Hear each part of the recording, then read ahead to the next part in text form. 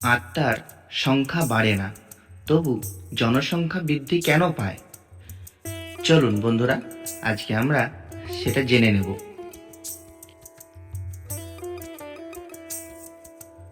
পুরাণ অনুসারে আত্মার কোনোদিনও জন্ম হয় না।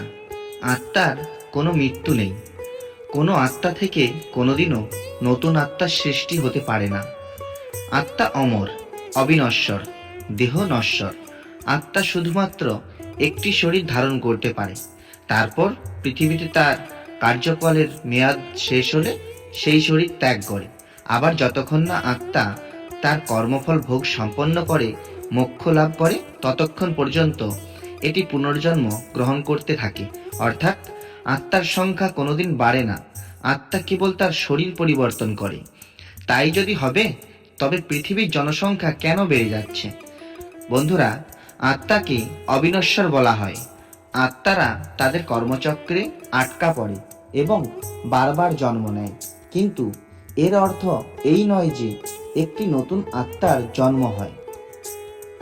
এখন প্রশ্ন জাগে যে আত্মার যদি মৃত্যু না হয়, তারা কেবল নতুন জন্ম নেয়, তাহলে পৃথিবীতে জনসংখ্যা কিভাবে বাড়ছে? তবে মানুষের সংখ্যা এই পৃথিবীতে তো একই থাকার কথা, কিন্তু তার বদলে তা বেড়ে যাচ্ছে কিভাবে? এর ব্যাখ্যা বিজ্ঞানে অন্যরকম আছে, কিন্তু আমি যেহেতু এই চ্যানেলে পৌরাণিক বিষয়গুলি নিয়ে আলোচনা করি, তাই এখানে আমি পৌরাণিক ব্যাখ্যাটি দেব।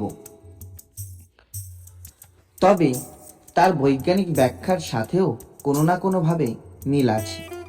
পুরাণ অনুসারে জীবাত্মা মোট ৮৪ লক্ষ যোনিতে জন্মানোর পরে অবশেষে আত্মা মানুষরূপে জন্মগ্রহণ করে। এর মধ্যে ২০ লক্ষবার জন্ম হয় বৃক্ষজনিতে। এই জন্মে রোদ, ঝড়, বৃষ্টিতে তাকে নানা রকম কষ্ট সহ্য করতে হয়। ৯ লক্ষবার জন্ম হয় জলচর রূপে। এই রূপে একজনের মাংস আরেকজন ভক্ষণ করে জীবন রক্ষা করে। কৃমি বা কীটপতঙ্গজনিতে ১১ লক্ষবার জন্ম হয়। ১০ লক্ষবার পাখি রূপে জন্ম হয় এবং ৩০ লক্ষবার পশুজনিতে জন্ম হয়। তারপর মানব রূপে জন্ম হয় ৪ লক্ষবার। সবচেয়ে প্রথমে জীবাত্মা বৃক্ষজনিতে জন্ম লাভ করে। এই জনিতে মোট ২০ লক্ষবার জন্ম হয়। প্রথমে সে নানা রকম লতা পাতা, বড় বড় গাছপালা রূপে জন্ম নেয় এবং রোদ, বৃষ্টি, ঝড়ে সে কষ্ট ভোগ করে। অবশেষে সে তুলসী রূপে জন্ম নেয়। তুলসী রূপে জন্মানোর পর সে জলচর জনিতে প্রবেশ করে। এই জনিতে সে ৯ লক্ষবার জন্ম নেয়। মাছ, কুমির, কচ্ছপ ইত্যাদি রূপে সে জন্ম পেতে থাকে। এবারে এখানে বড় বড় প্রাণীরা তাদের হত্যা করে খাদ্য হিসেবে গ্রহণ করে। এরপর তারা কৃমি জনিতে প্রবেশ করে। এই জনিতে মল, মূত্র, নোংরা আবর্জনা তারা বাস করে এবং সেই সমস্ত পদার্থ তারা খাদ্য হিসেবে গ্রহণ করে। এমনকি কৃমিজনিতে একটি কৃমি অপর কৃমিকে ভক্ষণ করে। অবশেষে তারা বজ্রকীট রূপে জন্মগ্রহণ করে। এই কীট যখন শিলাকে কুড়ে কুড়ে খায়, তখন সেই শিলা নারায়ণ শিলায় পরিণত হয়ে মুক্তি লাভ করে। ১১ লক্ষবার এই জনিতে জন্মানোর পর ১০ লক্ষবার পক্ষীজনিতে জন্মগ্রহণের জন্য প্রবেশ করে। পক্ষীজনিতে তাদের কোনো নির্দিষ্ট গৃহ থাকে না। গাছের ডালে ডালে বাসা বানায়, রোদ, ঝড়, বৃষ্টিতে কষ্ট পায়, তাদের বাসা ভেঙে যায় এবং ফল, পোকামাকড় খেয়ে জীবন ধারণ করতে হয়। এভাবে পক্ষীজনিতে জন্মানোর পর অবশেষে তারা ময়ূর পক্ষী রূপে জন্মগ্রহণ করে। এরপর তারা পশুজনিতে প্রবেশ করে। মোট ৩০ লক্ষবার এই জনিতে তাদের জন্মগ্রহণ করতে হয়। অবশেষে তারা গরুর রূপে জন্মগ্রহণ করে এবং গরুর রূপে জন্মানোর পরে মনুষ্য জন্ম লাভ করে। মনুষ্যজনিতে মানুষকে ৪ লক্ষবার জন্মগ্রহণ করতে হয়। এই মনুষ্যজনিতে জন্মানোর পর মানুষ নানা রকম পাপ কার্য করে তারা পুনরায় জন্মচক্রের বন্ধনে আবদ্ধ হয়ে যায়। প্রথমে সে নিম্নমানের জীবনযাত্রা লাভ করে, তারপর ধীরে ধীরে সে উচ্চ স্তরের জীবনযাত্রা লাভ করে। অবশেষে যখন তার কর্মফল ভোগ সম্পন্ন হয়, তখন তার জীবাত্মা পরমাত্মার সাথে মিলিত হয়। এখন অনেকের মনে প্রশ্ন জাগতে পারে, প্রথমে জীবাত্মা কেন নিম্নমানের জীবনযাত্রা লাভ করে? বন্ধুরা, আমরা যখন কোনো কার্য করি, অর্থাৎ সেটি নতুন কোনো জিনিস তৈরি হোক বা পড়াশোনা, প্রথমে সেই জিনিসটি নিখুঁতভাবে আমরা করতে পারি না। ধীরে ধীরে আমাদের অধ্যবসায়ের মাধ্যমে আমাদের কর্মক্ষমতাকে উন্নত করি। যেমন কোনো পড়া একেবারেই মুখস্থ হয় না, বারবার অধ্যয়ন করার পরে সেটি আমাদের মুখস্থ হয়ে যায়। ঠিক একইভাবে মানুষ প্রথমে নিম্ন স্তরের জীবনযাত্রা লাভ করে,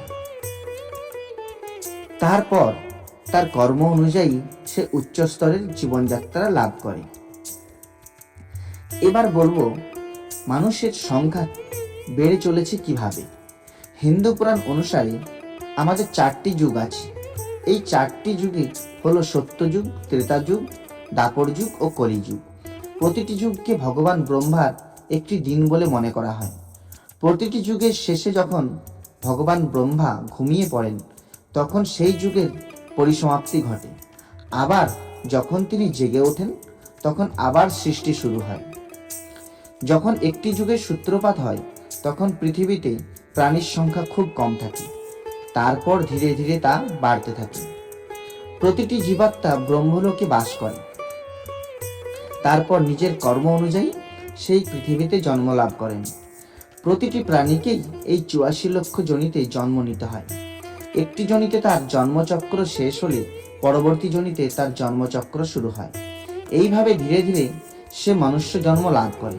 মনুষ্য জন্মের প্রতিটি পরিবারের জীবিত সবচেয়ে বয়োজ্যেষ্ঠ সদস্যের পূর্ববর্তী 3 জন সদস্য পিতৃলোকে বাস করে। এরপর যখন পরিবারের একজন বয়োজ্যেষ্ঠ সদস্যের মৃত্যু ঘটে, তখন পিতৃলোকের একজন আত্মার মুক্তি ঘটে এবং তিনি পৃথিবীতে জন্ম নেন।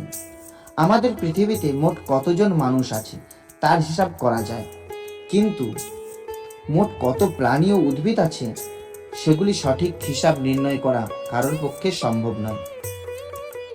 বর্তমানে আমরা লক্ষ্য করে থাকি বিভিন্ন প্রজাতির উদ্ভিদ ও প্রাণীর সংখ্যা ধীরে ধীরে কমে আসছে, কিন্তু মানুষের সংখ্যা ধীরে ধীরে বাড়ছে। এই সমস্ত উদ্ভিদ ও প্রাণীর আত্মা তাদের যোনির জন্ম চক্র থেকে মুক্তি লাভ করে মনুষ্যজনিতে জন্ম নিয়েছে। সেই কারণেই মানুষের সংখ্যা ধীরে ধীরে বৃদ্ধি পাচ্ছে। যখন কলিযুগের অন্তিম লগ্নে পৌঁছাবে, তখন প্রায় প্রতিটি প্রাণী তার যোনিচক্র থেকে মুক্ত হয়ে মনুষ্য জন্ম লাভ করবে। ফলে পৃথিবীতে মানুষের সংখ্যা বেড়ে যাবে এবং অন্যান্য প্রাণীর সংখ্যা কমতে থাকবে। বিজ্ঞানের ভাষায় বলতে গেলে তখন প্রাণী ও উদ্ভিদের তুলনায় মানুষের সংখ্যা বেড়ে যাওয়ার বাস্তুতন্ত্র একেবারেই ভেঙে পড়বে। ফলে মানুষ এবং এই পৃথিবী সৃষ্টির ধ্বংস অনিবার্য হয়ে, আবার ধার্মিক তত্ত্ব অনুযায়ী যখন মানুষের পূর্ববর্তী প্রতিটি যোনিতে জন্মগ্রহণ সম্পূর্ণ করে জীবাত্মা মনুষ্য জন্ম লাভ করবে, তখন এই জন্মচক্রের বন্ধন থেকে সে মুক্তি লাভ করবে। সেই সময় এই কলিযুগের সমাপ্তি ঘটবে এবং নতুন যুগের সূত্রপাত হবে। আত্মা অবিনশ্বর, অমর, তাই আত্মাকে কেবল এই পৃথিবীতে একটি যোনিচক্র থেকে মুক্তি লাভ করে পরবর্তী যোনিচক্রে জন্ম লাভ করে। ধীরে ধীরে তাদের যোনিচক্রের উন্নতি হয়, ফলে তারা মনুষ্য জন্ম লাভ করে। যেমন বিভিন্ন উদ্ভিদ ও প্রাণী প্রজাতির সংখ্যা কমছে, ঠিক অন্যদিকে মানুষের সংখ্যা বেড়ে যাচ্ছে। বন্ধুরা, এই ছিল আমার ব্যাখ্যা। যদি আমার কথাগুলি ভালো লাগে তবে তা অবশ্যই জানাবেন। কিছু ভুল ত্রুটি হলে ক্ষমা করে দেবেন। দয়া করে কেউ খারাপ মন্তব্য করবেন না। আর এই ধরনের ভিডিও পেতে হলে অবশ্যই চ্যানেলটিকে লাইক, শেয়ার অ্যান্ড সাবস্ক্রাইব করে রাখবেন। আর পাশে থাকা বেল আইকনটি প্রেস করে দেবেন, যাতে নতুন নতুন ভিডিও আপলোড করার সঙ্গে সঙ্গেই আপনাদের কাছে তা পৌঁছে যায়।